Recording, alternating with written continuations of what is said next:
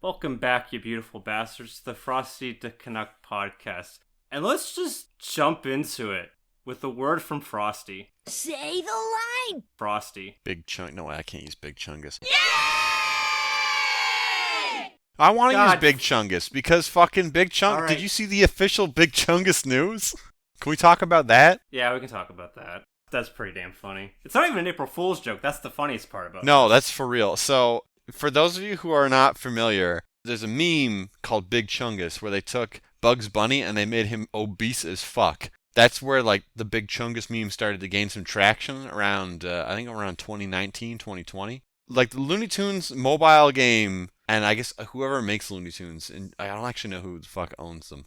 I have the big dumb right now. Whatever. They have acknowledged the fact that Big Chungus exists and is just like an obese Bugs Bunny, and they have included it as a character in their mobile game. Yeah, Warner Brothers owns them. That's what I thought. Okay. They have this fucking Big Chungus character in the fucking Looney Tunes mobile game. This broke my goddamn brain. I cannot even with this shit. Yeah, no, it's funny as hell. Like, I'm surprised it exists either. They acknowledged that this meme exists, and then they fucking made a character. They doubled down. Yeah, they doubled down. Yeah, they doubled down. Exactly. Yeah, they doubled down on it. It's fucking mind-boggling. Yeah, I mean, the media's gone kind of crazy, especially with stuff from the internet now. It's like anything that'll will tend to blow up is kind of widely kind of accepted by the developers or the owners of these IPs. Did you know there was a Looney Tunes mobile game before this? Fuck no, I didn't know there was a Looney Tunes mobile game. Neither did I, but now I do. So this accomplished exactly what it was trying to do. Yeah, what was it like? The world isn't ready for him or something like that? Yeah, the world may not be ready for this, and it showed Big Chungus poking his head out from behind the earth. I mean, fucking neither of us were ready for that. No, this shit actually just destroyed me. Oh, apparently he is a legendary minion. He's part of the Chungabunga event, which runs from April 2nd to April 6th. Oh man, this event's going to be over by the time people can listen to this podcast. Well, hopefully our listeners found out about that. Yeah, hopefully if you play the fucking Looney Tunes game, you got the Big Chungus already, because that shit was limited time only. That should have been like for a month, but... Whatever, it's... Like, we can't make those decisions. Yeah. So yeah, now that I just put out a fucking really stupid piece of news, let's get into the actual topics. I mean, we're going into kind of more stupid news, because it's April Fool's when we're recording, so... Yeah, it is. There's a ton of stuff that developers like to announce, or, well, poke fun at. Some of the highlights, NVIDIA had a RTX 490 that's fucking huge. It boggles the mind how fucking big it is. Is it kind of like those stupid-ass backpacks that AMD showed off at E3 a couple years ago that were actually supposed to be like a legitimate product? It's like, oh, it's a GPU you carry around on your back. And it's like, this is stupid. What is this? Yeah, at least this is probably just, I mean, it is just an April Fool's joke. Deathloop has Deathloop cereal. Break the loop. Break the fast. The right way to restart your day. Yeah, that one made me laugh. That's pretty good. Also, the fact that it's like two Fruit Loops smashed together, so they always have like a figure eight symbol. Yeah, exactly. I thought that was pretty funny. Yeah. Bug snacks. They're like, oh, sorry, we know that the bugs are kind of creepy and off-putting, so we're going to rebrand our game to just snacks. So there's a little video on Twitter that they provided that's just... So they don't have faces anymore? They don't have any faces, and just like the song goes, instead of bug snacks, it's just like, it's time for snacks. It's just like strawberry, hamburger. And all the game mechanics are broken because they're trying to capture bugs that would move, but now that no longer works. Oh, they're going to be so jealous when they see what I have. Yes. Pokemon's Twitter account and I guess YouTube account got hijacked by Bidoof. Oh, is that what the Bidoof stuff was? Yeah. I kept seeing Bidoof all over the place and I didn't understand why. I just assumed it was because Bidoof is fucking stupid and funny, so that was enough. But I didn't realize it was because the Pokemon account got hijacked by the fucking stupidest Pokemon. Yeah, pretty much that's the nutshell of that. They put out another little update tweet saying, oh, sorry, we're going to investigate what the fuck happened. Wink, wink. Yeah, no kidding. Oh, and Pokemon Sword and Shield, Magikarp that was uncatchable took over all the raid battles. So every single raid battle was a Magikarp you couldn't even catch? Yes. Oh my god. That's, okay, honestly, for a one-day event, that's actually pretty good. Yeah, no, it is. Can I say my favorite April Fool's joke? Sure. My favorite April Fool's joke was that Outriders was released today. Oh yeah, I forgot about that. So did everyone else. I thought I saw something that's saying like it's gotten more traction actually than Avengers did on launch. Well, yeah, Avengers got fucking nothing. Fair enough. But that's like saying that like getting a fucking 50 on an assignment is better than getting a 0 on an assignment. Like, obviously. I don't know how it's... Because it doesn't have any reviews when I checked on Metacritic. It's one of those games that's like, oh, review in progress, or, you know, like a Destiny or like an Anthem. Yeah. Where they're like, oh, we're going to investigate all the components first, including like all the multiplayer and the end game content that everyone keeps saying. Like, oh, that's the part everyone fucks up, is the end game loop. Yeah, I only have Steam to go off of. Right now, at the time of recording, 7:34 p.m. Eastern Time on April 1st, it is sitting at a mixed score of 54% positive reviews. That's not surprising at all. Yeah, it's getting the shit kicked out of it. I believe most of the negative reviews have to deal with the fact that it is always online, even if you're playing it single player. That's the nature of those games, though. Yeah, it has easy anti-cheat in it, which people are not happy about. Okay. That software is a piece of shit. Gotcha. It's basically a rootkit, so that's why people don't want it on their machine. It's extremely invasive, specifically so it can tell if you're cheating, but who the fuck cares? Yep. Any other April Fool's news that you found interesting? No, most of my Twitter feed was people were using the mobile app to crop their photos, so they had like seemingly not safe for work stuff, and I had it cropped at like the good bits, and then you click on it, and then like the rest of the image would be like the horny bat or something akin to the horny bat. That was the joke that kept on giving. So like once I saw one of those images, I just kept clicking on all of them, and it kept making me laugh, even though it was the same joke every single time. Yeah, that would have been me for Mario's Dead. There was a really good Mario is Dead one where someone... You're familiar with the opening to One Piece, right? Where it shows like Gold Rogers at the gallows. Yeah, someone drew Mario like that, and it's like, if you want to find me games, I put them on the internet. Go, emulate them.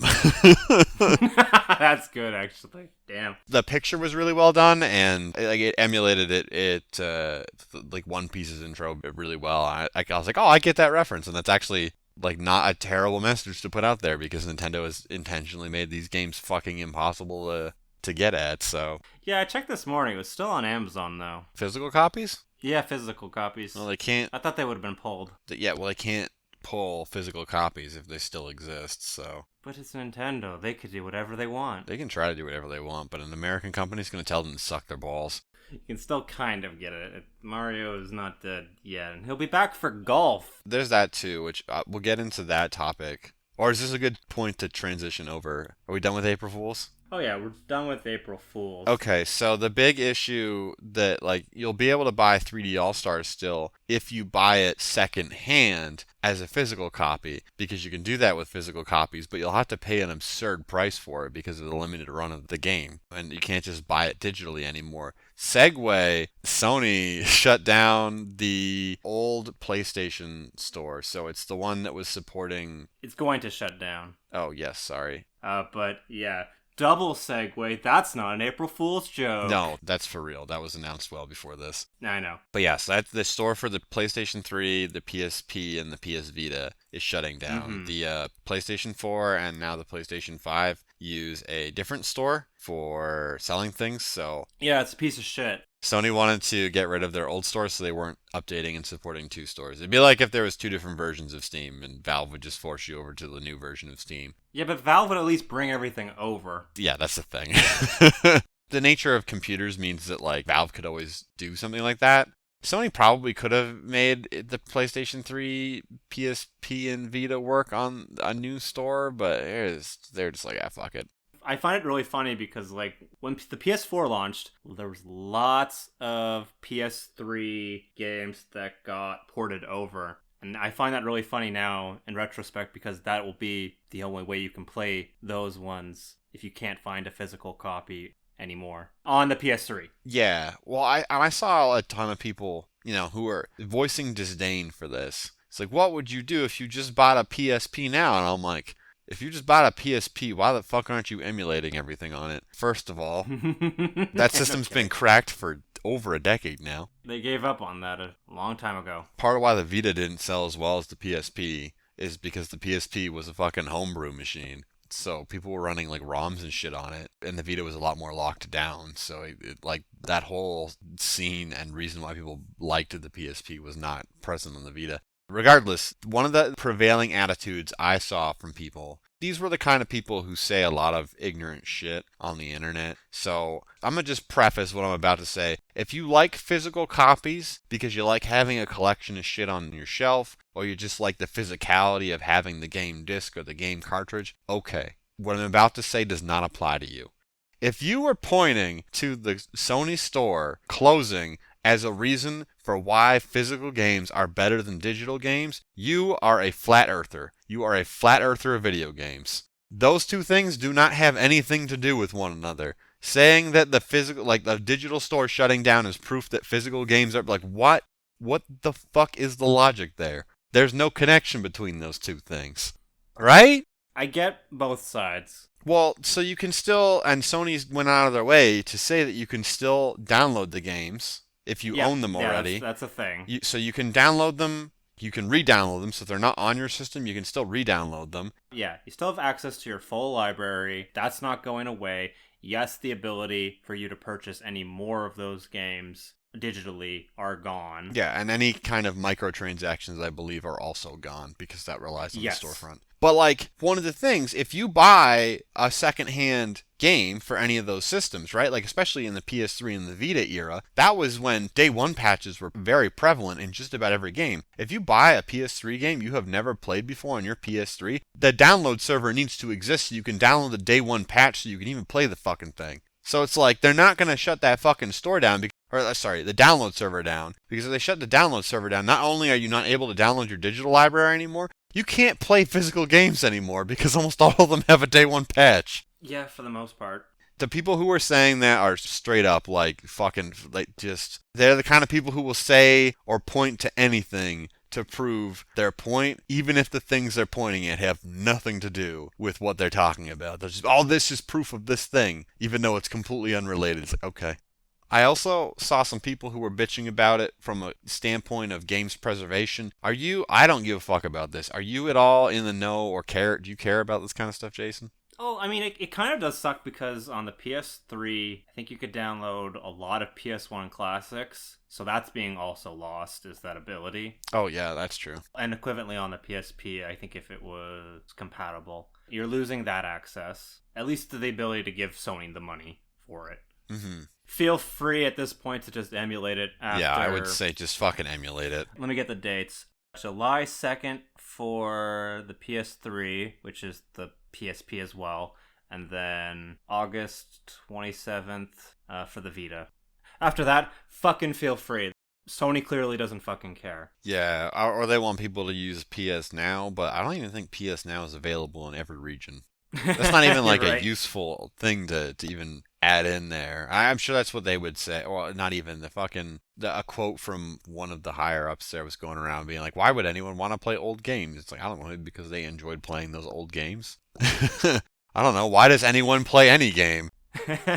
I feel like this would have gone really poorly if they said, fuck your old downloads, though. That would have been like a real kicker. So they could do that. I don't think that they will. That'd be really bad PR. Yeah, well, so the thing is, it doesn't take a lot of cost to run a download server, and I'm pretty sure that without the download server, like I said, a lot of those games require day one patches. So without that, you wouldn't have the day one patches, so a lot of physical games would also become complete. Like, not if you already own them, but if you bought them used, right? You put them on a new system that's never had the game in it before. It goes, okay, I need an update. It goes to look for the server, and the server doesn't exist anymore. So what the fuck do you do at that point, right? That would just be a PR disaster. That'd be a fucking nuclear meltdown of PR disasters. Yeah.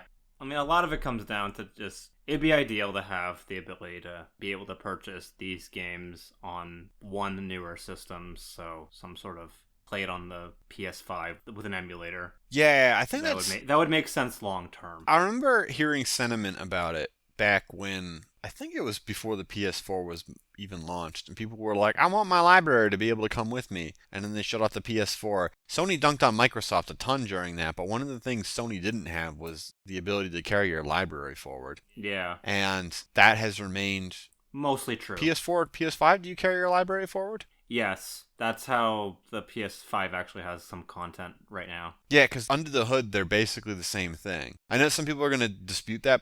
I mean, from like the way the hardware is configured and designed perspective, not in a raw power sense, if that makes sense. To play the software is like the same. The way that the software interacts with the hardware is the same because the hardware hasn't changed dramatically. Yeah, like 99% of games that were on the PS4 are playable on the PS5. 100% of them should be, but there's one called like Shaudine. I remember that one. I saw that on the list because I played that one before. It was like a little stealth indie game, and part of the problem for them was they had this weird loading thing that was a problem on the PS5, and they were like, well, it doesn't make sense for us financially to update this, fix that, so that'll be one of the games that doesn't work.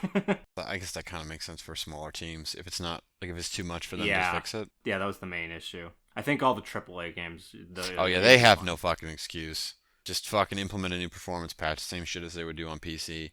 But yeah, I think it's really funny because like Nintendo used to be the kings of backwards compatibility, right? Like their handheld systems always had, you could always play the previous handheld thing. So like as soon as you got so you always had like a library that you were moving with, so you always had something to play on your new stuff, even if you couldn't like afford a whole lot at that time. Yeah, the 3DS was great for that. Yeah, and same with the DS because you had access to like a whole bunch of deals. Yeah, so one of the things that was kind of shitty is that like they didn't have that as much in their console line. It is kind of like hit and miss when they did and didn't include it, but like no, they did it for the most part because the GameCube couldn't. The GameCube didn't do anything. Yeah, so but like the Wii did the GameCube, and then the Wii U did the Wii. So like the NES, like it obviously is like kind of like one of the first ones. The Super Nintendo, if you had a special cartridge, I remember this because a friend of mine had it. I think it could either play it or like you had to load it into like a cartridge. So like you took the tiny NES cartridge and you put it into like a Super Nintendo cartridge and you put that in the Super Nintendo and then you could play like NES games on the Super Nintendo. It was like basically an adapter. Yeah.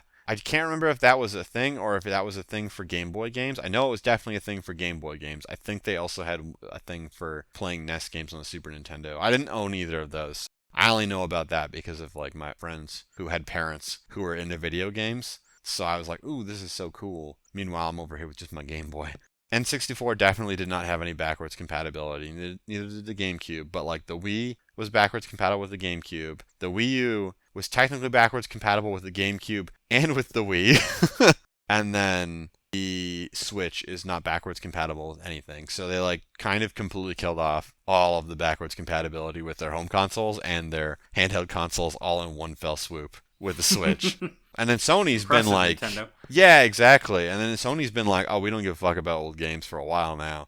Funnily enough, Microsoft is actually doing the best in this regard. Yeah. Because they've just decided to treat their fucking consoles like computers. So they're like, everyone can have every game at all times. Go ahead. They've been killing it on that regard. So if you deeply care about preservation and you don't own a PC, then yeah, Microsoft seems to be the way to go. Or a living room PC by way of the Xbox line of consoles. Very true. I mean, the PlayStation's in the same boat, but it's more fun. It makes more sense with Xbox because it's running an altered version of Windows 10 for its OS. Right, but the more interesting part of this story is the fact that when we found out, the developers also fucking found out. Yeah. there were some on the PS Vita because a lot of indies like still supporting that. As someone who still plays the Vita, I know, I'm weird. Shut up. I didn't say anything. What the fuck? Our viewers, they were saying, what? One developer like Lilymo Games, they're the ones that made the Twin Breaker game that I gave a lot of shit to. A lot of shit to, and still is on my the bad game list of the year so far that I played. But I do feel bad for them because, yeah, they were finding out at the exact same time. So they had to cancel their next game for the Vita because it didn't make sense. They weren't going to be able to like probably deliver it on time. Funnily enough, the story also said, like the developer, I was working on fixes for the Vita that morning when the announcement happened. So Man, it's a noble pursuit to put a game on the Vita. But why? From a business standpoint, why? yeah, I mean, I've been listening to a few people talking about like how much harder it is to actually program for the Vita because there's the memory constraints because it's just the handheld versus like the PS4, the Nintendo Switch, or the Xbox version. So yeah, financially, I don't understand it either. Well, hold on a second. Colin owns that company, doesn't he?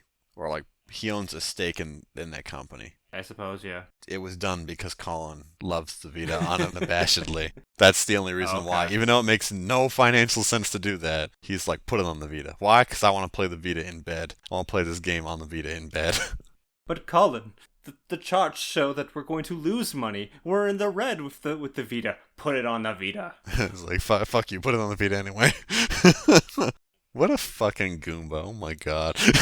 There's another one that's not that developer. The game called Scourgebringer. And they joked and said like, oh, it's going to be available for 128 days before it goes into the ether and just is gone because Sony said, fuck you. Yeah, I have actually played that game. Not on Vita, obviously, but yeah, that actually sucks balls. So they were just about to finish porting it and Sony's pulling the plug on the store on them. Well, they still have 128 days, so that's about 4 months and a bit. So that's fucking nothing, though. I know it's nothing, but maybe they might get a lot of final support. Probably because, yeah, I imagine people are like, oh, I gotta buy it now. It might actually be better for them. Not best case scenario, obviously, but... You know what Sony should do for this? They should just have like a hallelujah for the end and just have everything on super discount on the PS3, PSP, and the PS Vita. Just be like, everything's $2. Well, so if they do sales the same way that Valve does sales, the sale price is set by the developer. I know. But yeah, it would be cool if there was like a fucking going Last out minute. Of business kind of sale. Going out of business sale. Yeah. Oh my god. I don't know what you would call it when you're shutting down a digital storefront, but it's ostensibly a going out of business sale, right? I guess the same style. Yeah, no, it really is. Oh dear. We're having a going out of business sale. For our digital market, everybody. Woo! In the industry that defied COVID pretty much because... Yeah, well... It made sense because everyone was locked inside. Yeah, I don't know.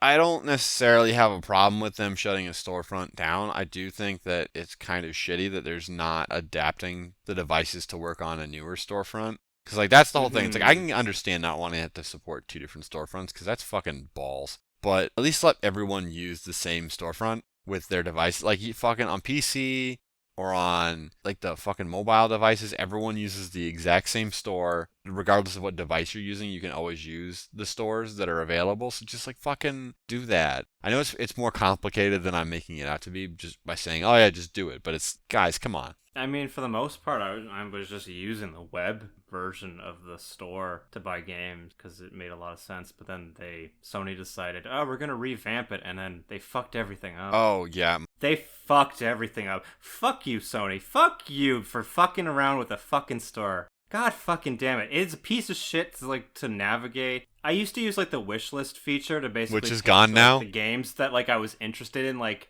yeah, which they took out. So like that was like kind of my secret little like extra cart. Like I was going through the list and like I'd have like a budget for like let's say $20 to $30 for the week, and I'd be like, okay, well this is what I could buy from the 10 that I picked. But now I can't do that. Now I have to like write them down on a fucking piece of paper, or like jot them down on the computer, and I'm like, God fuck. I've known about this for weeks because Keith, Nico, and Maz all erupted collectively together in anger the day that happened. They were all so fucking angry about it. I find the fucking phone easier to use than the fucking webpage. That's how shitty this thing is. I actually use my phone now for the store. I can't use, or the PS4's storefront. I can't use the webpage anymore. It's so shitty. It didn't even fucking work for a week.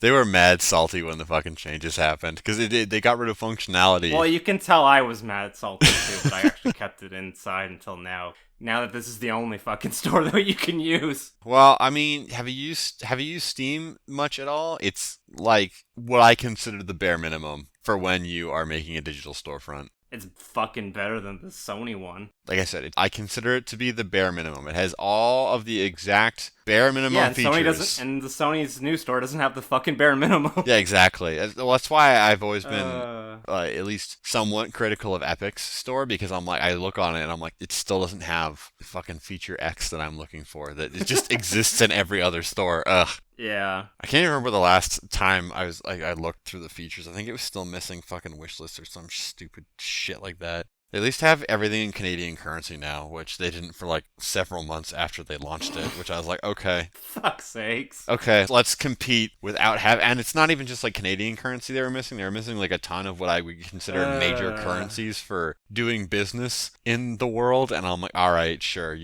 I want to do business online, but I only have prices listed in US dollars. Cool, thanks. You fucking useless tits. Anyway, are we... I'm done with this. I was just going to say, are we done with this? I got out my salt on the fucking store. I'm not surprised by this at all. I think it's a little bit too soon. I wish they kind of gave a year or more's notice. I think that would kind of smooth things over a tiny bit more. Not like this. It's happening in like 4 months. Yeah, well, I don't know. They whatever. Fucking Sony's a bullheaded and company. Sony, They're gonna fucking do it. talk to your developers. They have to buy a dev kit. You have all their emails. Fuck off. Yeah, that's true. That was like a real epic blunder on Sony's part. Just completely shitting the bed on that one. Come on, Sony, you can do better. You used to say like, oh, indies are our lifeblood, and they still fucking are, because what have you released for the PS5? To be fair, the PS4 for like the first year no, and I a know. half, The PS4 I think, had also like had the same nothing. problem. Yeah, I know. It survived off of indies. So treat your indies like with respect, Sony. Yeah. There's a reason why Microsoft's getting a lot more support recently. Yeah, well, Microsoft is like, hey, good guy Microsoft, be on Game Pass. We'll pay you a fuckload of money. Sony got too complacent with winning last gen. Yeah, exactly. Anyway, well, I don't know what other topics you wanted to even cover this podcast, so I'll fucking throw the reins over to you. All right. So, Cyberpunk 2077. Oh God, not again. Recent patch. Oh, come on. This is funny. I'm going to talk about some of the highlight ones that I picked up. Is that why it's on sale? Because a new version of it came out? Maybe. I don't know. Still not on the PlayStation Store. Sony hasn't allowed that one back on. That's fucked up because Life of Black Tiger is still available for sale on the PlayStation 4 store. Oh, fuck's sakes. I forgot about that fucking game. Yeah, they decided that Cyberpunk was more broken than that fucking piece of shit. Anyway. Okay. I'm going to talk about a few of the funny ones. All right. So, the NCPD, so that's the police in the Cyberpunk world, Okay. spawn radius has been increased for players when they commit a crime. So, problem with that apparently was the fact that you would commit a crime and then you turn around and they'd be fucking behind you and start shooting you. Because it was programmed so poorly. Now they programmed them so that they're much farther away, so you probably don't fucking see them spawning. Wait, so it was like your horse in every open world game, yeah. So you just fucking like committed the crime, you turn around, the police just like pop into existence, and you're like, oh shit, where the fuck did you come from? Pretty much from what I have heard. I have not played. I have seen it. It's pretty fucking funny. That's hilarious. Man, that should have just been that's left in. That's funny. Yeah. Well, that's one bug that they crushed. Okay. Their list was probably like about 200 items. So I'm just going to kind of get about 20 of them that I found funny. Okay. A player can no longer cancel fall damage by performing a slide action when about to fall from greater heights. Oh, that's kind of lame. That's like an emergent property. That's tech. Fixed an issue where V could get stuck in empty buildings when exiting a vehicle parked too close to a wall. What the fuck? So he just like clipped into the wall and then couldn't get out. That's what it sounds like. Fixed an issue that caused NPCs to trip over other NPCs too often. Just like picturing a bunch of them fucking like just walking into each other and falling over each other and then getting up and then falling over each other again. It's like a never-ending cycle. Pretty much. Fixed an issue where pedestrians could get teleported after being hit by a vehicle. So you like hit them and they teleport somewhere? That's what it sounds like. Okay. NPC hit by a car will now immediately run in panic. So before they weren't, I guess. Fixed multiple issues during the sex scenes. What? No! My penis 2 is missing. What the fuck? Ah, the Penis 2, the sequel to the Penis. How far we've come. Fixed the misspelled leaving Night City sign. So they had a spelling mistake in. How the fuck? I don't know. I found that one really funny. Fixed NPCs moving after being killed. Oh no, I am dead. Bleh. Continues walking. His like limp body's moving around like a fucking spider. Hello, good sir. Just his neck swing been. Yeah, exactly. His arms are fucking ragdolled too. Fixed NPCs shouting after being killed. I have been killed. Oh no, that's like the donkey in his review of it. He like shoots a guy. He's just like limp on the ground, but he's still screaming at the player character. You motherfucker, I'm gonna kill you. He's like, but you're dead. I got a couple more. Jackie no longer shouts nice shot when V kills enemies while in stealth. Okay, I guess that was just annoying to hear a bunch of times in a row. I mean, it doesn't contextually make sense. Like, I picked off this guy. Nice shot! Oh, I guess you're in stealth, so yeah, you wouldn't want someone shouting across the room at you. I'm guessing they just ignored whatever the other character said. Yeah, but still. It ruins the immersion in this broken-ass game. Oh yes, the immersion in the game where fucking... anything can happen. Exactly. And the frame rate will drop to whatever the fuck it wants. My human eyes see infinite frame rate in real life and 60 in video games, and this game can't even manage that sometimes. Does 2 frames per second. Huzzah. Multi-million-dollar selling game. Yes. Okay, comrade, what other bugs have been fixed? The ones where the NPCs with T-pose. Oh man, that was okay. That was probably one of the more important, prevalent ones to fix. But holy fuck, that one was funny. Oh yeah, no, it was that. People that, just that T-posing all over the place. They get out of cars, T-pose. They get up from the diner, T-pose. Fucking talking to him. Middle of an in-game cut T-pose. T-pose. I think the best is when you see a T-poser that's an enemy and they've got like the gun and they're shooting you and you're like, oh yeah, but the gun's pointed in the other direction. What the fuck? Yeah. They didn't have too many for like specific to console, but one that I found kind of funny for console was fixed an issue that caused the game to zoom in when pressing pause on the PS4 Pro and the Xbox One X. What the hell? I don't know. Okay. I told you there's a bunch of weird ones on this list. Okay. And I didn't even talk about any of the mission ones. They have a very comprehensive list of, but I have not played it, neither have you, because it is basically a shitstorm of a game, so... I don't even know if I will play it when it is fixed. Yeah, it's certainly something. So that was kind of that news, but there is some Canadian-related news with CD Projekt Red. They have acquired a Canadian developer called Digitalscapes. Never heard of them before. I haven't either, but they are based in Vancouver, and they've been working together since 2018. Apparently this team has been kind of worked on a bunch of different projects. It doesn't seem like they really developed. They kind of are like an extra resource, kind of. Yeah, I'm seeing that they helped out with a lot of projects, but they haven't shipped anything themselves. There's a not insignificant number of game studios that are kind of like that, or your favorite game studio may, in fact, like they only maybe have shipped like 1 or 2 games, may do contract work like that, where they assist in the development of certain games to get a paycheck so they can fund their next big project. Yep. But anyway, yeah, that's the Canadian news. The Canadian and the Polish are going to work together now. Okay. Anyway, that's all I have for Cyberpunk and CD Projekt Red news. That wasn't too long, right? That's fine, yeah. So, Maz, another viewer question. It's got background information. I think I'll just read the entire thing. So, I'm not sure how good of a question this is, but I have been thinking about this for some time. With first Persona 4 Golden going on PC and later SMT 3 Remastered being on both Switch and PS4, are we in the final days of the console Cold War in regard to the SMT franchise between Sony and Nintendo? Or, as it is more likely, we are just in a period where Atlus has more freedom to do whatever they want with their older titles. The reason I'm asking this now is that we are due to see the release of SMT5 this year. We also are hopefully getting some news soon regarding Project Re Fantasy, which is like another Atlas title they haven't shown off a whole lot of for yet. And we have some teased news about a new Persona project. And if we're not getting closer, which console maker is the most likely to be the one that fears losing exclusivity the most? Because I remember a day where SMT was viewed as being the better of the series rather than the spin-offs like Persona.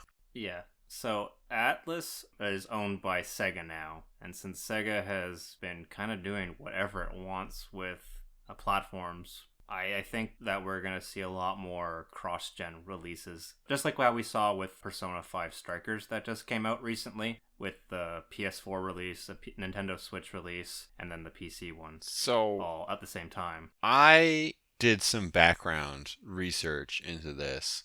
So I guess for contextual history for people who are not familiar, and this will be beneficial to you as well, I think, Jason. So Shin Megami Tensei SMT 1, 2, 4, and 5, almost all of them are exclusive to the Nintendo platforms. The only one that wasn't was 3, Nocturne, which was exclusively available on the PlayStation 2, but is now receiving a re-release on the Switch and the PS4. And PC, I think. Yeah, actually, you're right, and PC. Actually, I think Maz said that he did say it in the question. Persona, which is a spin-off of Shin Megami Tensei. Traditionally on the PlayStation. Yeah, it's been on the PlayStation for the longest time. I could not find a single piece of evidence that was supported by the developers saying that there is an exclusivity deal there, but the history of how these games have been released would point to there being an exclusivity deal, where SMT, for the most part, has been exclusive on Nintendo, and Persona has been exclusive on Sony's platforms. There are exceptions. Anytime there was a spin-off of either of those, even though Persona is a spin-off of SMT, don't think about it too hard. It'll make your brain hurt. It made mine hurt. Spin-off's Inception. Yeah, basically, it's a spin-off of a spin-off. Like Persona Q, right? That's a spin-off of a spin-off. That was available on the 3DS. So, and then like Persona 5 Strikers is a spin-off of Persona 5. That's like the contextual information. Like I said, I looked for several hours one evening trying to find evidence. Some kind of person had said that, oh yeah, we have an exclusivity deal, or like such and such exclusivity deal is struck, or like some developer confirming it, but there's no hard evidence to support that there was an exclusivity deal. But based on how the games have come out, it seems like there is some kind of exclusivity deal. I know a lot of people thought that with Joker being added to Smash, yeah, I know where you're going. Right? Like people thought, oh, that means for sure that Persona 5 is coming to Switch, and that didn't happen. I don't think that's going to happen. So that would point to there being some kind of exclusivity deal. At this time, I think that Persona 5 just couldn't probably be played on the Switch. I think it'd be just too much for it. But I mean, they did put Strikers on, so. And I don't know the depth of Strikers though, how big it is. I would imagine that they could get Persona 5 running on a Switch because it was running on a PS3. There was actually a lot of screen tearing though on the PS3. Oh my god, developers can't do anything right. Okay. Anyway, like you said, and Matt pointed out, like you're seeing a lot of Atlas games specifically starting to get released now. Well, I guess not a lot of, but you're starting to see Atlas games getting released on Steam. They were kind of like the last bastion of Sega's stuff. They started off doing like pretty tepid stuff where they're like, oh yeah, Sonic's on Steam, but like what other shit can we put on Steam? And then back when I joined Steam in 2014, I think that was like one of the first years that a lot of Japanese developers were like, let's put out some feelers on Steam. Yeah, let's test the waters, and then success. So that was when you saw things like Hyperdimension Neptunia Rebirth. It got its release on Steam. Valkyria Chronicles, port of that was put on Steam. There was some other notable games, but I am drawing a huge blank right now. So over the last several years, more and more of Sega's non-PC oriented games have been coming over to Steam. They've been finding some degree of success, I have to imagine, because they keep releasing more games. So like Bayonetta got released, which is awesome because I got to play Bayonetta. They released Valkyria Chronicles 4 on PC as well after like the first game did really well. All of Yakuza's finally. Yeah, exactly. Yakuza, a series that no one even fucking knew about until like a few years ago, aside from like really deep weebs knew about until like a few years ago. Until Zero. Yeah, and then Zero just like blew up the whole fucking franchise. That is like a very well-known franchise now in the West, and previously it did not enjoy anywhere near that much success. So yeah, Sega's had a ton of really good years over the last several years releasing their games, not just on PC, obviously, but like they've had a lot, I think they've enjoyed a lot of extra success on PC that they weren't necessarily having before. They do, hold on, let me double check this. I'm pretty sure they're the publisher for Football Manager. Maz would know, and he's going to get disappointed at me for having to look this up. Yeah, okay, it's Sega. So Sega always had that as a big branch of their PC success. Also, the Total War games, Creative Assembly. So Sega had two massive franchises that were PC powerhouses, and they've just been releasing other games that aren't necessarily as big as those games, but they've been enjoying a lot of success nonetheless. I think Yakuza is probably one of their biggest fucking, like, not PC-centric games on PC now. If you had told someone back in like 2010 that Yakuza, a very Japanese franchise, was going to be one of like the best-selling games on Steam in 2020, people would have fucking laughed at you. But that's what happened. Like, Yakuza Like a Dragon is one of the best-selling games on Steam last year. Yep. But anyway, getting back to the point. So Atlus's games have been like kind of the last holdout for that. So Sega's been putting a lot of their legacy titles. They've been putting a lot of their PS3, Xbox 360 era titles on there. Like I said, they put Yakuza on there. They've been bringing those out for even the new consoles as well. But yeah, Atlus was the one kind of thing that they weren't bringing out a whole lot of stuff for. And I think that changed when they released Persona 4 Golden last year. I want to say was the first time that an Atlus game was released on Steam. But don't quote me on that. I'm just checking real More quick. or less, yeah. Persona 4 Golden was released on the 13th of June last year. Oh, Catherine was released 3 days before. So yeah, they released Catherine Classic Edition and then Persona 4 Golden at basically the same time last year, 3 days apart. So that was the first time Atlus games were released onto Steam, and everyone lost their fucking mind about that. And then Persona 5 Strikers was also released on Steam this year. So Atlus was like the one holdout from Sega's various divisions that wasn't putting stuff on PC, but it seems like they're starting to get their feet wet with that now as well. Yeah, when Sega took over Atlus, I want to say like 2016, 2017 or so. He was earlier. It was earlier than that. I remember hearing about it back in college. They were bought out in 2013 when I was in college still. Anyway, my point being, when Sega bought Atlus, or they made it pretty clear that they weren't really going to... They wanted them to keep doing their own shit, right? Yeah, exactly. They wanted to do their own shit still. And Sega was like, you can do that. So they clearly haven't been forced to move along with the PC stuff. Maybe it's just because Atlus sees that Sega's been having so much success with this PC, and they're like, ooh, maybe we should start looking into PC a little bit more. I do... And this is their taste test. Yeah, I feel like that was part of it. Persona 4 Golden was like one of the last Japanese gems of the Vita to be put on Steam. And it is. It's like it's a Vita port. There's no denying that. Mm-hmm. Oh, Danganronpa. That's the other major franchise I was thinking of that was released around the same time. Anyway. But yeah, so there's like a ton of big Vita Japanese games were released onto Steam, and people still fucking bought them. They didn't give a fuck. With that being the case, and I know that generally speaking, most console manufacturers don't view PC as competition, which is why it'll be like, oh, it's console exclusive, which, you know, it's like, oh, it's going to be on PC. Okay, cool. I shouldn't say that so unenthusiastically. I actually like the fact that that is the case. Yeah, just don't give them ideas. Yeah, exactly. So getting back to Maz's question, are we in the final days of kind of like the exclusivity Cold War between Sony and Nintendo? Do you think that SMT5... No, I think we're closer, but I think we're still in the stalemate. Yeah, I was pretty sure that SMT5... Because I don't think it's been announced. I think it's still going to be exclusively on the Switch. So, kind of Maz points it out. I'm pretty sure it's just because they have a lot of freedom over their older titles.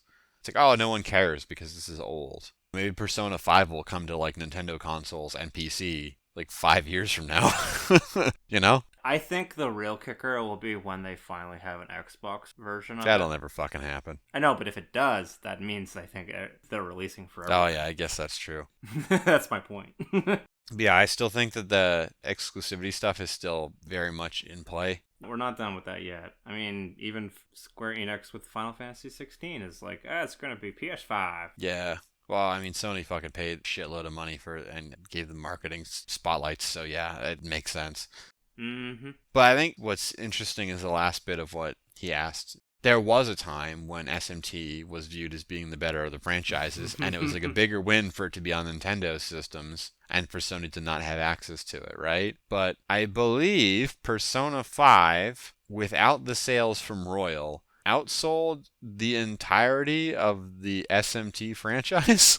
Something along those Or lines, like yeah. it accounts Very for like close. half of the sales of the entire franchise. It's something like that.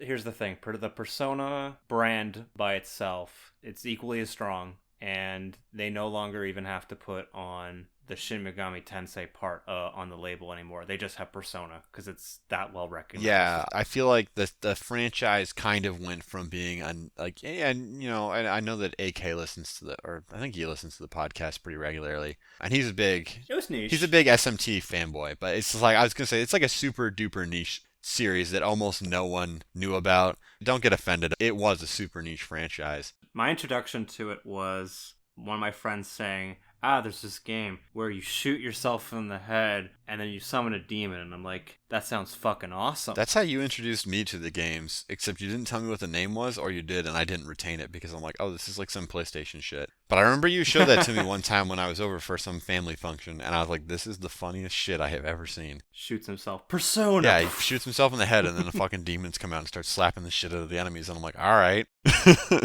I really didn't know what a Persona was even after that until Persona 4 Golden. I think that's when the series, or like the franchise of Persona and like the name Persona started to gain any amount of traction, was when all those crazy people who own Vitas, they're fervent. They're like feral dog. They're like a pack of wild dogs. And when they found a game they liked, they never shut the fuck up about it. And because of that, a ton of people who had Vitas, like, they played Persona 4 Golden and were like, wow, this game is really good. And people who didn't heard about Persona all the time. So when Persona 5 came out years later, people were like, oh, this is that game I keep hearing about. Maybe I'll try it. It's supposed to be good. Yep. Yeah, like the brand recognition for Persona just went through the fucking roof. I feel like something kind of similar happened to Yakuza, where it's like no one knew about this thing and then a few people found out about it and screamed at other people about it a bunch, and then those people tried it because they heard about it a lot, and then they're like, wow, this is actually really good. Mob mentality. Perfect. I mean, yeah, never fucking doubt the machine. Again, I don't really know if we ever... Matt's always asked such good questions, but I never know if we've actually answered them because we just end up discussing them. Do you have anything else that you wanted to add to this? I think I am more or less tapped out. No, I think the answer is really just not yet. Yeah. Atlas is just testing the waters, so I think if we see a couple more releases this year, that definitely means that they're invested, which would definitely point towards a sign of them ending the console Cold War, unless exclusivity deals, which are going to happen until there's only one console left monopolizing, or everything just goes PC. So yeah, that covers it off for Maz's question. I guess it's games we've been playing. Yeah. I think I went first last time, so I will let you go first this time. How about you tell me about how you've been playing The Witcher 3 on Steam? You weren't supposed to spoil that. Okay. So, I recently got a gaming PC. Big pee-pee time! What? Yes. When I told Frosty, his first response was, "Is that yours?" To which I said yes. And then he sends me Donald Duck's raging boner in red. And that's probably the perfect response. If you're familiar with the Donald Duck raging boner meme, I sent him an edited version of that where they extended the boner to be even longer, and then they gave it the fucking ascended eyes, and they put like the deep fried meme filter over top of it. It's just the dumbest fucking shit. I love it. It's one of my favorite reaction image macros. No, it's perfect, yeah. So, yes. Funny part being, and you were there 2 years ago, I asked my wife, and she said, fuck no. Yeah, we were, when I said, what was that, Thanksgiving? Christmas. Was it Christmas? We were at your place. Oh, okay. My parents' place. I'd moved out by that point. I know. You straight up, because Miranda and I, we both have our own gaming PCs, and we were like talking about it, and you're like, yeah, I kind of want to have a gaming PC. Fucking Sarah was like, no. And then COVID happened, and I shit you not, like it was like a month or 2 months after COVID happened, she's like, I want a gaming PC now. And you're like, God damn it.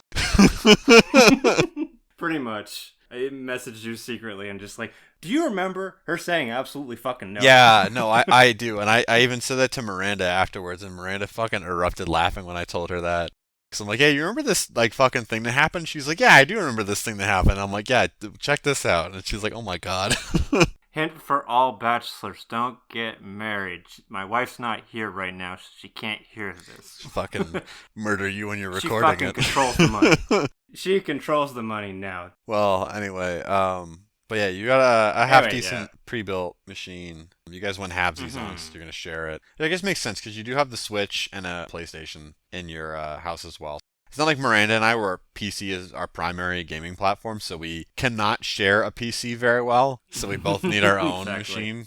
But yeah, so you've been playing Witcher 3. Yeah, I was playing The Witcher 3. I cannot believe how much I've been missing with how much better it plays and handles than the PS4 version. You're going to find that a lot with the PC version of games. I know.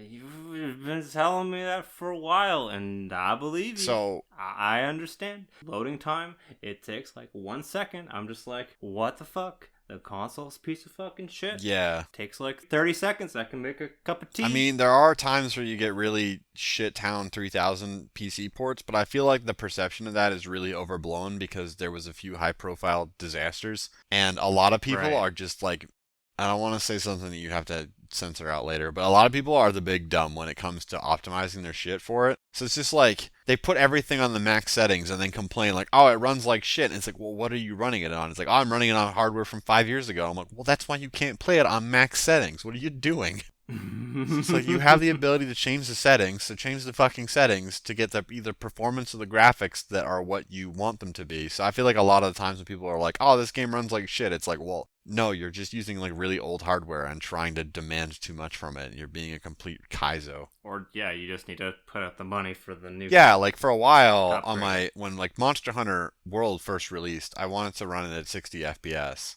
and there was some like times where there was too much particle effects. Nvidia put out a fucking graphics card driver update for that, which fixed some of it, and Capcom lessened the load because it was using a bunch of CPU load for no real reason. It was like one patch later, and it's like, okay, this game finally runs it like in a way that is like not completely unacceptable. Because it would just run like fine for most of the time, but then whenever the like certain monsters had a shitload of particle effects, the frame rate would just go to shit. Right. Yeah, no, I understand. Most of the time when a game releases, it's like, okay, there might be a little bit of jank, but like a patch later, okay, it's fine now. Or a third-party person comes in and fixes the issues. Yeah, I don't like that as much. That pisses me off a little bit, because then it's like, oh, the company's not really fixing things. And I actually have there's a story, but I don't want to get too side tangent here. Continue with The Witcher. Sure. So, yeah, played probably like 5 hours of that so far, and then I kind of realized, hey, I own 1 and 2 because I bought them on sale because I thought I could play them on my laptop. No, could not. Piece of shit laptop. Yeah, you'd need a bit of a graphics card to run those. Yeah, I was big dumb in 2012. Whatever. Your Steam account's older than mine. Well, mine's from like 2010. I was able to play Skyrim on my first laptop. Jesus Christ. My Steam account was made in 2014. I cannot believe... Jesus, fuck. I'm the one who's... I only made it 4 to that one game. I'm the guy over here got peer pressure. Playing PC stuff. You have an older Steam account than I do. What a twist! What the fuck? I win, bitch! Yeah, my for how much I play stuff on PC, my Steam account is relatively young. My library's only got about like 10 games, so... Yeah, my Steam library also isn't super fucking big. My account, I think, is 6.5 years old, and I have 277 games in it. Most people in their first 2 years end up going over 1,000 games because they just lose control when they see Steam sales. I don't know what the I can't spend money like that. I don't get it. Anyway, Witcher. Yeah, we keep getting sidetracked.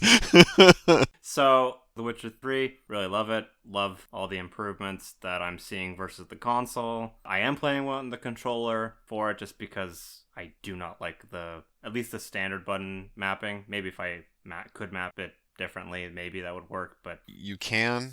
I didn't like the standard one either. I remapped a few things. I'm assuming that you don't have a mouse with macro buttons on it. I might have a. I think I do. Okay, mine only has two. I remapped the quick sidestep dodge and the long dodge roll to both of those buttons. That makes sense. I think one of them was on spacebar and one of them was like on left control or some shit. And I'm like, fucking, what is no? It was. I think it was like shift and tab or something like weird like that. It's so yeah, bizarre. it's really, really it just weird. did not work. And so yeah, just fucking remap that to like some spare keys or like like I said, if you got macro buttons on your mouse, then put them on there, or just fucking use a controller. Yeah, I plugged in my PS4 controller and it surprisingly, as long as you boot it up with the controller, it maps everything accordingly, Yes. even with the X, square, and triangle and circle buttons. So it's really nice for that. Steam did roll out like a big system-wide thing where it should make it so that your PlayStation controller works with every game. If it doesn't work immediately, there is a thing in Steam. I can show you it later, but there's a thing in Steam where you can configure controllers on a game-by-game basis. I think I read that, but then when I plugged it in, it was perfectly fine. I was like, okay. Yeah, and it's like a really handy feature if you have like some janky-ass third-party controller or like a fight stick or something where it doesn't immediately recognize what all the buttons are supposed to be, and you can go in and see like, this button's this, this button's this, this button's this, if the game just straight up doesn't recognize it. Although I think game developers are getting a lot better at recognizing all of the peripherals, and they're also using like standardized stuff, like the hardware makers are using standardized stuff to make it easier. Right. But yeah, it's pretty cool that you didn't makes even sense. have to like do anything. You just fucking got your PS4 controller to work right away. 5 years ago, that would not have worked. Yeah, no, for sure. Did that. Then realized, hey, I got the old games. I'm going to start Witcher from the beginning. So I played a bit of Witcher 1. Now, did that work on a controller? No, I'm playing that mouse and keyboard. The layout's a lot nicer, and it's also, you can do pretty much everything with the mouse. Okay. So I'm just using some buttons I find that are easier for that. Yeah. Like X for the fast one, C for crowd, and Z for the strong, like, weapon swing to change your thing. But it's Witcher 1's kind of like click on the enemy, Geralt attacks the enemy. Just with its design, it's a lot more of a traditional RPG, so it's not super combat focused. Where Witcher 3 was more of like big budget AAA balls to the walls action. So there's a lot of, not great, but there's a lot of action based bits in it. So I decided I'm going to start from the beginning and then go back. That's cool. Throughout the entire thing, because I'm like, I have it all on here. I don't think you can do that anywhere on a console. No, I do not think that either Witcher 1 or 2 were ported over. So I think 2 was on the Xbox 360, but that was like it. Okay. If I remember correctly. That's when I saw Witcher for the first time. But I didn't have an Xbox, so nope. But yeah, it will be interesting to hear what your thoughts are in the coming weeks. So that's, I think the first two games clock in at around like 30 to 40 hours, and then Witcher 3 is the big fucking open world thing, so that'll take a little bit longer than those. That'll be my big project playing those. I finished Witcher 3 in a week, if that means anything. Took the entire week off. I started it Saturday evening and finished it the following Saturday evening. Well, that would make sense. I don't have that luxury at the moment. I mean, I have the time off, but I don't... I think I clocked in about 80 hours in it in total. I finished most of the mandatory, air quote, side quests. I didn't do a lot of the open world busy work stuff because I saw it and I was like, this is open world busy work stuff. Kind of like shotgun through most of the main story. 76 hours in total, apparently. Yeah, it can be up to an 800 hour Yeah, I did. I shotgunned that game and finished it relatively quickly. Like I said, I did indulge in some of the side content, but I was very focused on the main quest. And I thought it was okay. It's just like there's a lot of fluff that doesn't need to be there. But I think that is true of most open world games, so. Right. So that's what I've been playing most recently. I also played a game called Onimusha Warlords. I've heard of that. It is a PS2 game. However, I got the PS4 remastered one. Okay. Man, it really is just Resident Evil with samurais. That's the short answer of what that game is. So he's just running around cutting up with zombies? Demons, but some look very similar to zombies in their design. They just have the samurai hat, like the pointy one that's made of straw. Okay. So yeah, instead of the gun, you've got a bow, or actually you do get a gun in some parts. I found that out after I played the game, because that one's actually missable.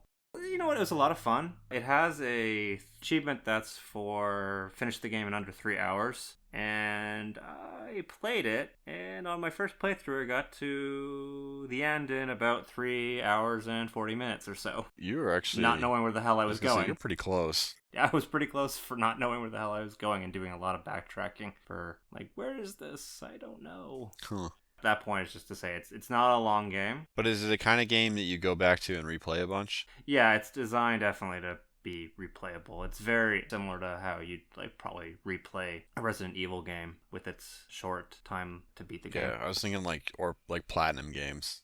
Those ones are... Yeah, they're good. Those tend to get better like as you play them more and more and more and learn more about them. Yeah. I do have to say I kind of wish that Capcom had done like a remaster of an equivalent that they did for like the RE series. I think that would have gauged more interest because like this one you can still really tell it's a PS2 game. Like really tell there's a lot of like janky looking character models. There's one where the Samanosuke guy's like got like the really wide eyes and it's just like looks so jarring in HD too. Yeah, well, he's looking at like, what'd you say, bitch? kind of face. But yeah, it's definitely a game I'm gonna go back and play again. Wanted to get some of the achievements because it's a really short game, so was you this can kind of blitz through that really quickly. was this new or was this just like something you picked up on sale? Sale? Okay. It's been released within like the last I'd say 2 or so years. It was a budget title when it came out for like I think it was $20 to $25 Canadian. Okay. Like, it came out cheap because it was just like an HD. This is the HD remake of a fucking PS2 game, so or not even remake, it's a remaster. Yeah, remaster. I wish it was a remake, though. Yeah, I do really wish it was, because I can see why people really liked the series. Mm-hmm. It just needed more than a coat of paint. It needed the full treatment, but oh well. Last one would be one that I talked about last week, which was Sayonara Wild Hearts. Been cleaning up the achievements for that? I did. I finished everything. Nice. Got gold on everything. I kind of take back what I said about I didn't like that you have to unlock this mode with all the getting the golds, because it actually makes a whole lot of sense when you play it. So it's called the YOLO mode. Is it a one... Yeah, one life. Yeah, I was going to say, so it's like a one-hit dead mode for the entire game? For the entire game, it can take like an hour. I think I got through 12 or so levels before I died, which wasn't too bad. But my point being, the gold... In order to get it, you have to pretty much ace the level without dying. You can miss a little bit, like the stuff to collect, but the main part is you can't die. So getting gold on all of those reinforces and actually prepares you properly for playing the YOLO mode and not getting too frustrated. Because I'm sure if I replayed it again, because I died at a stupid point, I was just like, I just took a gamble where I shouldn't have. But practice, it was training for the YOLO mode. Yeah, exactly. So yeah, I got all the achievements, I deleted it, and it's actually one of the few games I went back on the PS4 and went, oh yeah, I deleted that yesterday. I actually kind of want to replay it right now. And that's rare for a game for me to actually really want to replay it, even after getting all the achievements, because usually I like to just move on to the next thing because there's so many games. Yeah. Even this week, I've thought, like, oh, I should re-download and just play a few levels. Like, it might be actually a game that I keep on the PS4, which is rare, because there is really limited hard space on there for the games. Huh. Yeah.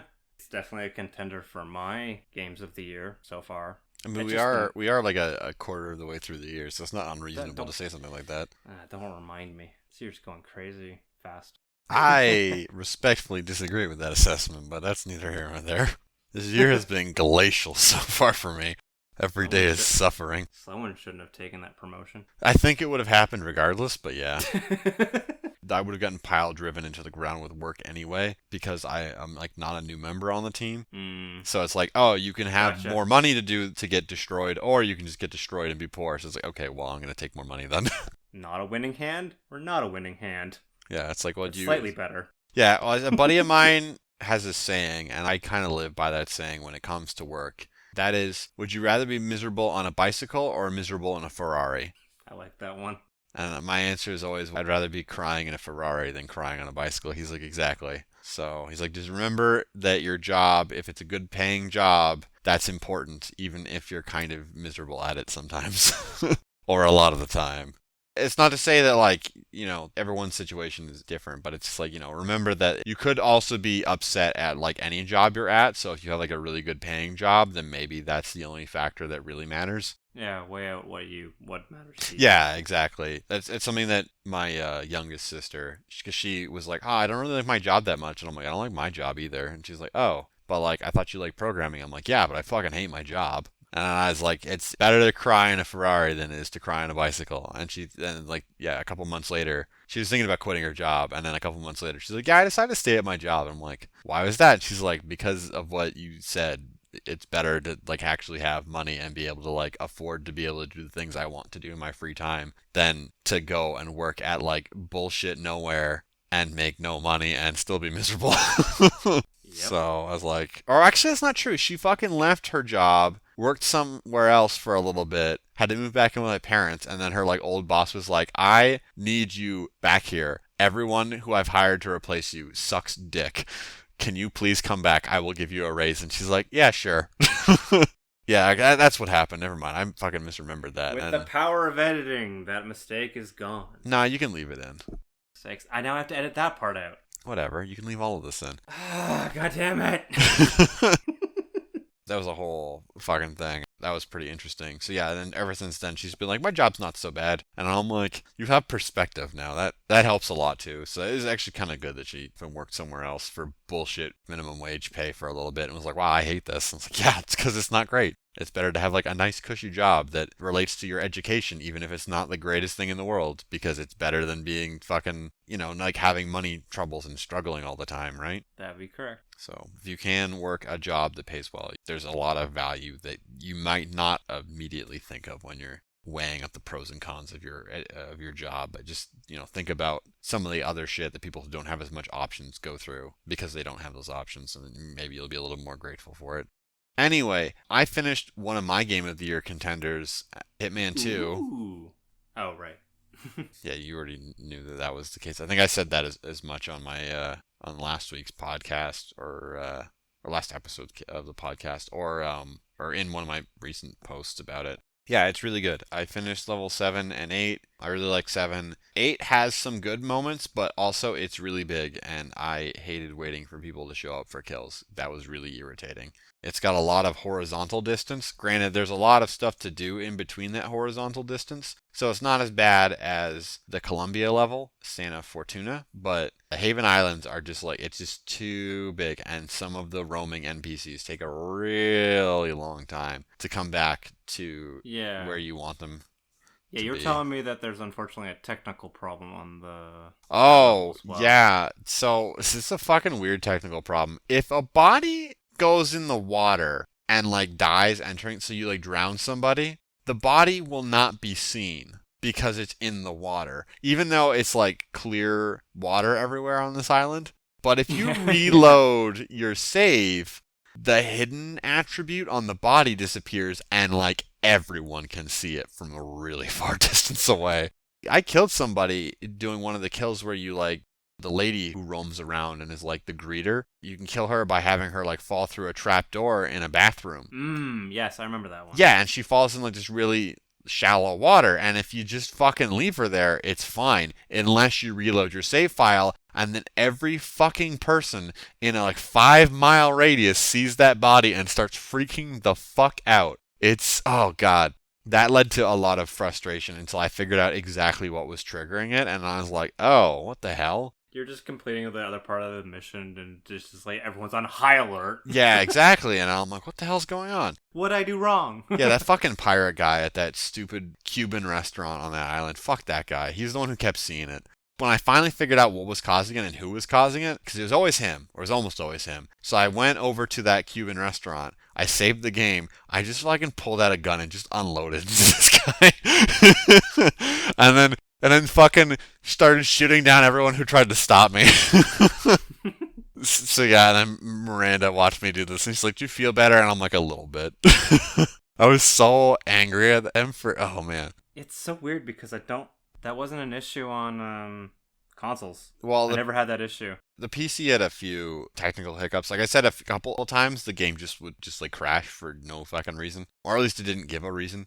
which was a little bit frustrating. And then I also had a couple, or at least twice, where it severed my online connection. And oh no, that's never good. yeah, and I didn't realize that it was severed until I completed the fucking mission, and then I didn't get credits for the challenges I did, even though all I had to do was like go out to the menu and then it like reconnected immediately, and I'm like, what the fuck I've had that happen before. Yeah, it's yeah, that's Shittown 3000. silly. I really don't like that. That's like my one kind of main sticking point against the game is I think it's really dumb that it's always online despite it being a single player game. Yeah, it's not like there's any like real point for it to be online. It's just for the high scores and tracking your profile. That's it. Yeah, but I feel like you could just sync it at like later. Yeah, you could. So it's just because I remember playing Hitman 1, I was playing it, I guess, without an account essentially, and it was just like no progress saved, and I'm like, what? Yeah, on Steam it just uses your fucking Steam account. It is what it is, I guess. But yeah, so in general, what did I say? I think I put the tier list of what I think the levels are. S tier is Miami. It is far and away the best level in Hitman 2. Probably the best level in the fucking whole trilogy, but I haven't played Hitman 3 yet. Then, what did I have as number 2? I think I had New York as number 2. You had New York high up on that list. Yeah, it was like 2 or 3. Oh, I gotta look up the fucking list here. Okay, yeah, so I had Miami as number 1, and then New York was leveled, I put it number 2. Then Vermont, I put it spot 3. So those are like 2 really small levels, but I really like the concise levels because they're easy to get around. The targets move around really, really quickly in them to where you want them to be, and there was like a ton of insane, crazy kills, and it was like I thought it was a pretty good balance between having locked down areas and having areas where you could more readily roam freely. Put Mumbai at number 4. That was a little bit more open-ended, but I still liked that more than when levels are like really, really locked down. I put Hawke's Bay as number 5, but after I played more of Haven Island, I would actually reverse the order of them. So I had Hawke's Bay as 5 and Haven Island as 6. I would reverse those now, because like Hawke's Bay is kind of a tutorial level, and Haven's actually like a full level. It's just really annoying that it takes forever for some of the characters to move around in Haven Island.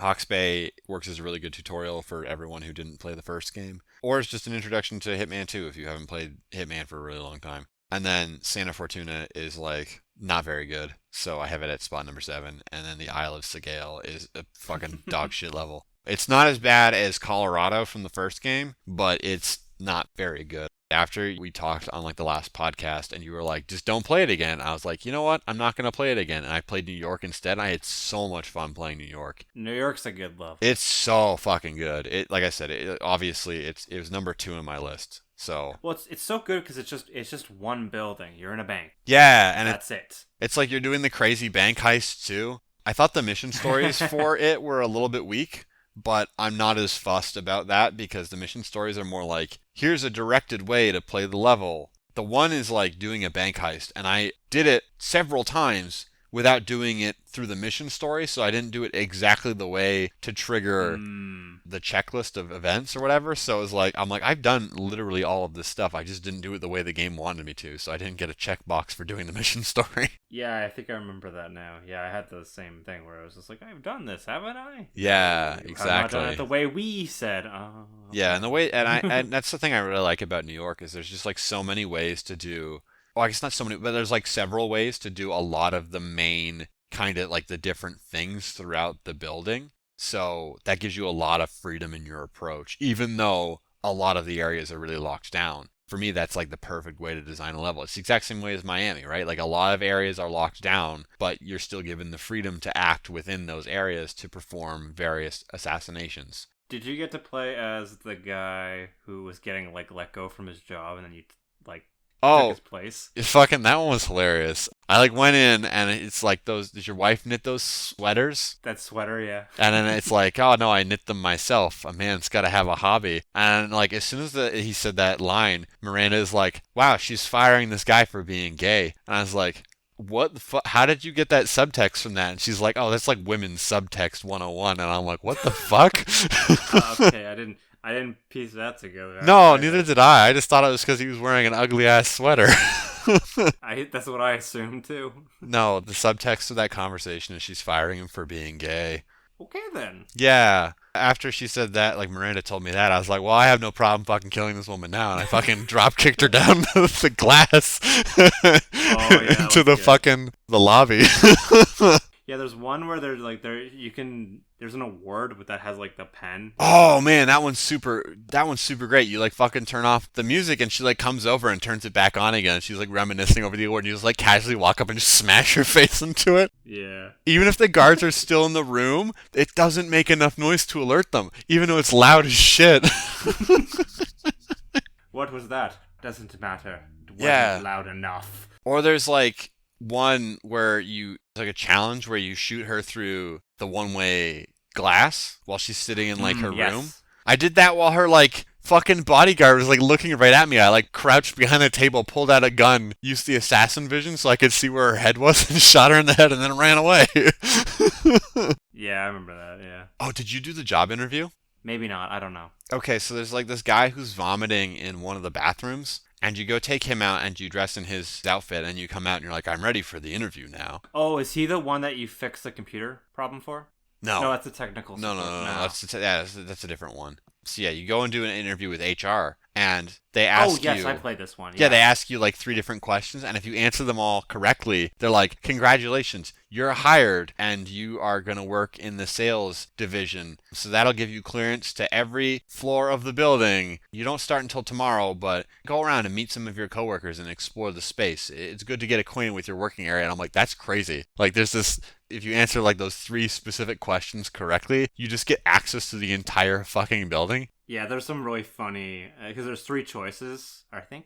Yeah. Or 2 choices. Yeah, they've got like ambiguous cards and they ask you like, which of these reminds you of this particular thing? And like one of them is very clearly a picture that's supposed to look like Agent 47 holding 2 pistols. One of them is supposed to look like a bunch of bags of money. I didn't really see that in it, but whatever. And then the third one is like a vulture or an eagle or something, like a bird of prey that has killed some kind of small creature. Yeah, and you can answer with kind of bad answers and they'll be like, yeah, you're not, no, you can't have this job. I got one of them correct and I bungled the other 2. So they're like, oh, we think you'll fit in at an entry-level position. And then I'm like, is there like a correct answer for this? And then Miranda looked it up and she's like, yes. I'm like, okay, I know what they are based on, because once you said that the one's like, oh, it's like a bunch of bags of money. I'm like, oh, okay, this is not the right answer for this question then. So then I redid it, like I reloaded the quick save and redid the interview, and I was like, it boggled my fucking, because Miranda had the page open, so she kept like reading through it, and she didn't spoil it for me when afterwards they're like, oh yeah, you have access to the entire building now, and I'm like, what the fuck? For Haven, I guess my favorite kill was when you go in as a tech engineer and you can sabotage the servers, and then if you do that to all of them, it summons all 3 of them. Like all 3 of your targets Yes. to that location. And then you can put poison in the vents and kill them all and then walk out. I mean, you'll kill more than just them. Their fucking bodyguards will go down too. But that was like the most like meme-worthy kill. I also picked up the gas mask suit from the break room before doing it. So I like walked out into the poison afterwards to escape. There's a lot of interesting kills because there's 3 targets, so that you can do quite a bit. Yeah, I know. I think my other favorite kill challenge with that was killing all of them from the radio tower. Mm-hmm. So I did a challenge that unlocked like the super big sniper that has steadying and a silencer on it, and then I like scouted out all 3 of them and then like waited until they were all in like approximately the right position and then took them all out within like a minute or 2 of each other. And then fucking ran like hell because guards were coming from like all 3 of where I killed them and were like all running towards the radio tower. I'm like, I gotta get the fuck out of here. That's like one of the easiest ways to get the suit-only challenge done. You go up to that tower, kill all the guards around the area so that they don't go around. Make a save, because that's your one save, like on Master. Yeah, that would have been a intelligent thing to do. I switched outfits. I did it in what was ostensibly a suits only run. I went into Agent 47's villa and I put on his casual beachgoer clothing. And then killed them in that. So I killed everyone in a fucking Speedo and fucking like... Hawaiian, yeah. Like a Hawaiian shirt. And Miranda's like, why are you killing them in that instead of like switching over to an outfit that would let you be disguised? And I'm like, because this is hilarious. Yeah, exactly. I'm like shooting people down on casual Sunday.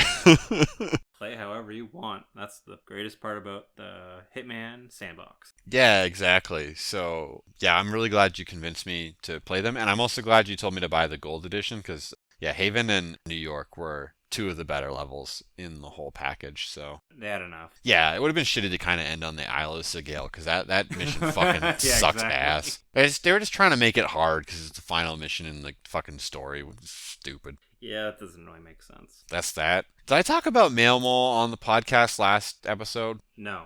Okay, it's a game that's fine. I played it on stream. It's a game where you play as a mole who delivers the mail, kind of. You go around turning on power generators, which has nothing to do with mail delivery, but that's what happens. It's got a lot of room for like speedrunning potential. I have no interest in doing that, so I just played it through at the once and was like, this is fine. I am done. One of the things that I thought was interesting design, and it clashed a little bit with how I think about platforming games, is that because you're a mole, you're digging through the ground to get around. And because of that, when you're moving, there's like a dirt thing. Dust cloud. Yeah, like a cloud of dirt that's moving as you're kind of like digging through things. But the character is actually in front of that. So the dirt pile's not exactly where your character is. It's like behind your character while they're in motion. So I kept getting a little bit confused with that because I think, oh yeah, I'm like right near, I'd want to get like closer to the edge before I jump. And then my fucking character would just careen off the edge. And I was like, oh, whoops. There was a funny part where you were on stream and we were all kind of commenting. It's weird that there's cosmetics in this because your character's underground for like 90% of the game. Yeah. Yeah. So you only see him at the end of the level when he fucking jumps out and like puts mail in the mailbox, which inexplicably turns the fucking generator on. Or whenever you do a jump, but you like that's so quick that it's negligible. Right. That was pretty funny when I played it on stream because I played like half of the fucking game on stream. And that was only like an hour and a half or 2 hours of game time, right? So Something like that, yeah. did you have any thoughts? Because you actually got to see me play at least half of the game, so Seemed fun. Seemed like a nice kind of short, easy game to play in like one stream. yeah. If anyone would be inclined for that. Some of the characters looked a little weird. Yeah, the fucking characters look really weird. Didn't set my world on fire, but it wasn't offensive either, so it's like, oh, this is okay. It's like an inoffensive platforming game. I was kind of hoping that it would be more of a 3D platformer in like a more sandboxy type sense, like Mario 64 or A Hat in Time are. But it was more of like, oh, it's just like a 2D platformer in a 3D space, which is more in line with like Spyro or what's the orange guy's name? Crash. Everyone really liked the mole though. They were like, I think Megan and Gowley, the chat were like, I have never heard of this game until now, but I want you all to know that I would die for that mole, and if anyone harms him, I will kill them. I'm like, all right. And then the final game that I teased on Twitter. So you said you know what it is already. I looked up the name, that's it. Everything else I've not spoiled. Yeah. So, drum roll. Oh, no. I want you to say it. I want to see if you got it right. Oh. Drum roll. You gonna guess it? Oh. Or I forgot.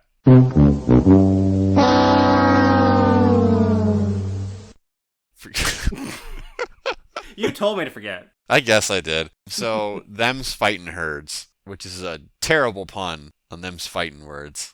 So this is a fighting game that started as a My Little Pony fan game. Jesus Christ. That's not what I was expecting. No. Yeah, but they pivoted it. I don't know the full story, but I know it had some tumultuous tribulations in its development.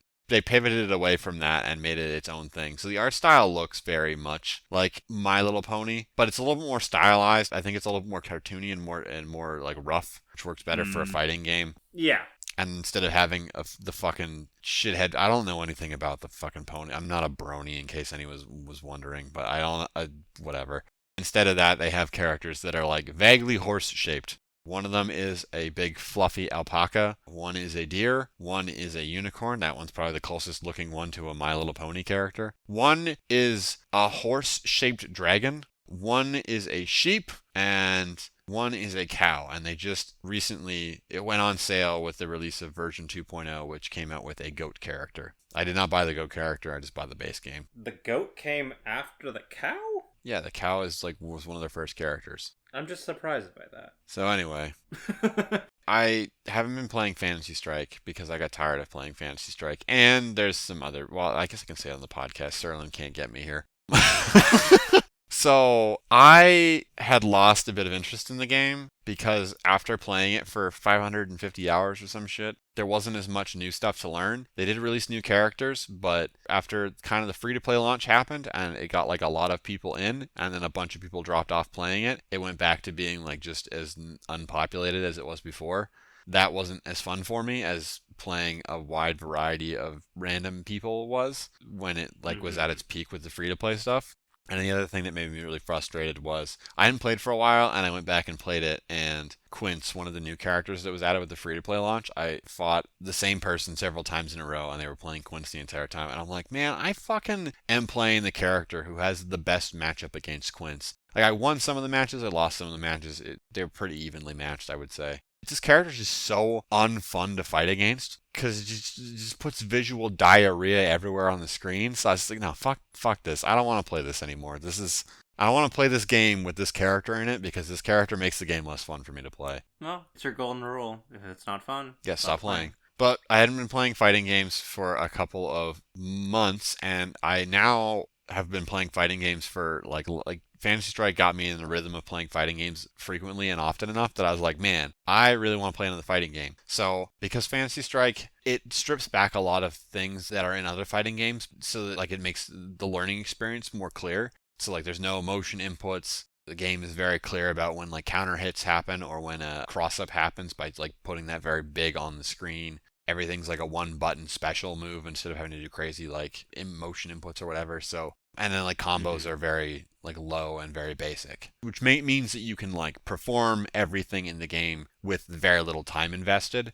which means you can get to the part of the game where you're playing the game very quickly. As a new fighting game player, that was really useful for me because that game does a very good job of communicate. I still stand by everything I've said that's positive about Fantasy Strike. But so like Fantasy Strike's really good at teaching people the language of fighting games. There's a concept, game literacy. Like that's how we, as players of games who have been playing for a really long time, understand what a game's trying to tell us. And the higher your game literacy, the like easier time you'll have picking up new games, right? Fighting games have their own long storied history and a ton of terms that just do not exist anywhere else besides in the fighting game space. And because of that, when you're approaching that as an outsider, you're like, I don't know what the fuck's going on. As much as myself. Yeah. I play fighting games, so.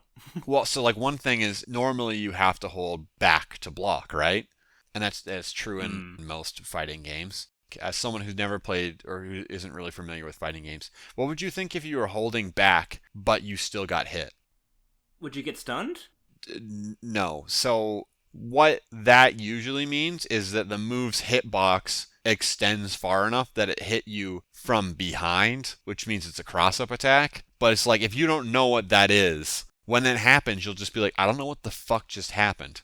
Fantasy Strike makes stuff like that very clear. So when you're learning it, you're like, oh, this is what a cross-up attack. It's like when I attack and the attack will hit the opposite side of where I started it from, right? So like when you learn about that concept, you know, okay, I was blocking the correct direction, but because a cross-up attack hits from the opposite side, I need to block the other way to block it, even though it might not be immediately obvious. No, that doesn't make sense. Yeah, or there's things like grab teching, where it's like, oh, this is how you prevent grabs. And it's like, okay, that's not something that is immediately understood, which is why a lot of the times grappler type characters will usually be noob stompers at low tier, because people who will come in and they will like, I don't know how to grab tech. It's like, how do I block grabs? So, well, you don't block grabs, you have to do a grab tech instead.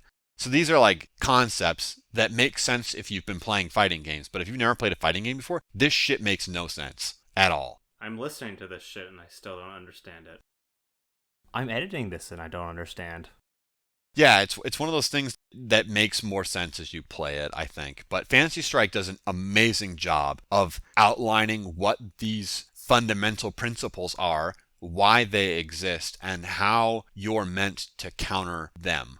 So it's really good at teaching you fundamentals and teaching you the basic language of fighting games if you're not familiar with that at all, which I wasn't.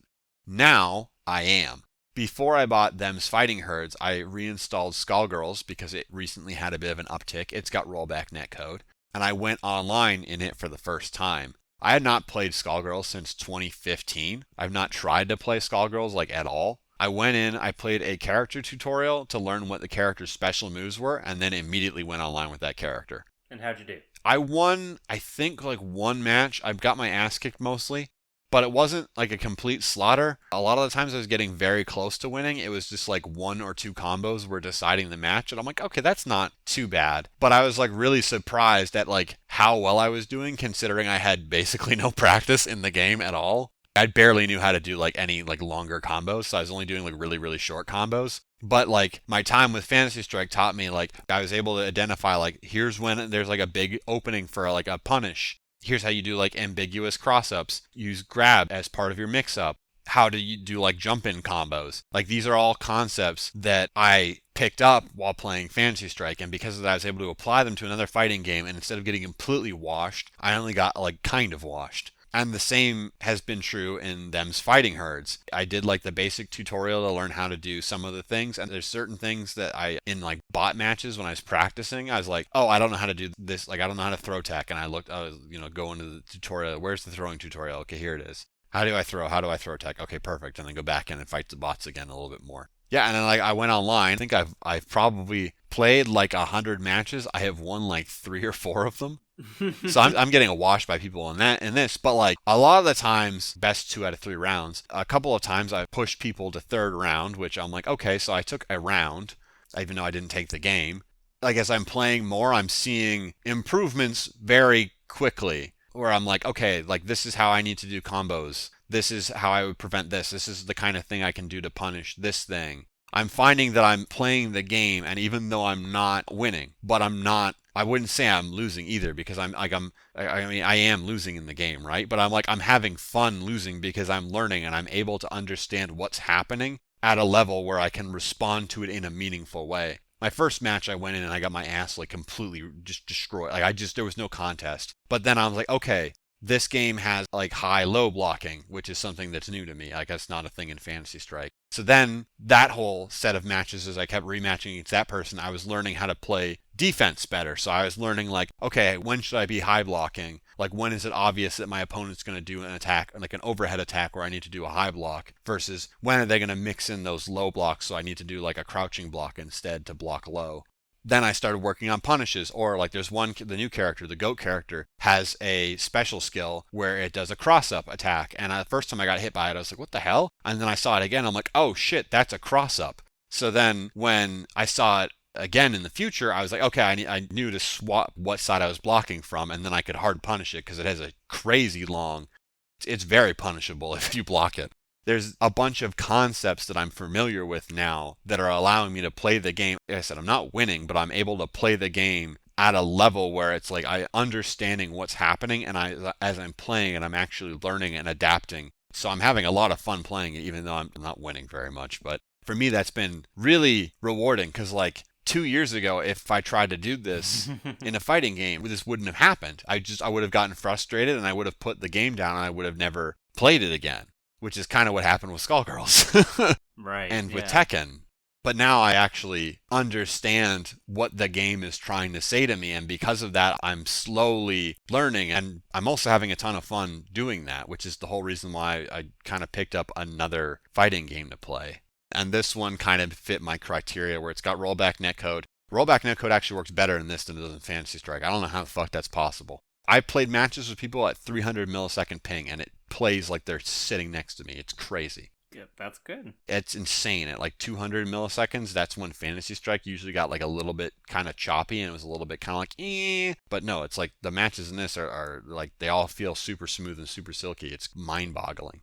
But yes, it's got 4 buttons, so like for attacking. And then it's got high-low blocking, which is something that's new to me. And it has motion inputs. So like motion inputs are like Street Fighter style inputs, like quarter circle forward. So it's like when you press down on the D-pad and then you roll your thumb to the right position, that would be like a quarter circle forward. And you have to do that like really quickly to do some special moves. That's like a new thing for me as well. And that's kind of why I picked this up, because I was like, okay, so it's like, well, it's not like Tekken where it's like, oh, it's a 3D fighter and there's like all these other crazy fucking things I have to, like the Korean backdash. This is just like, okay, there's high-low blocking, which is something that I'm not familiar with, but like that's a thing that's pretty common in a lot of fighting games. And then motion inputs, which is something I'm not very practiced in, but is a thing in a lot of other fighting games. for me, this is like kind of like the next step in complexity up from or at least I view it as kind of like the next step up in complexity from Fantasy Strike, where it kind of stripped out a bunch of that stuff, and now I'm learning, now that I have like the basic, really core fundamentals of fighting game stuff, I'm now trying to learn some of the more advanced stuff that is in the genre, so I can continue to enjoy other members of the genre. Like I said, even though I'm losing, I'm still having a really fun time playing it. So I hope that y'all aren't sick of me talking about it, because I'm going to probably end up talking about it on future podcasts at regular intervals. It's the new Monster Hunter. Kind of.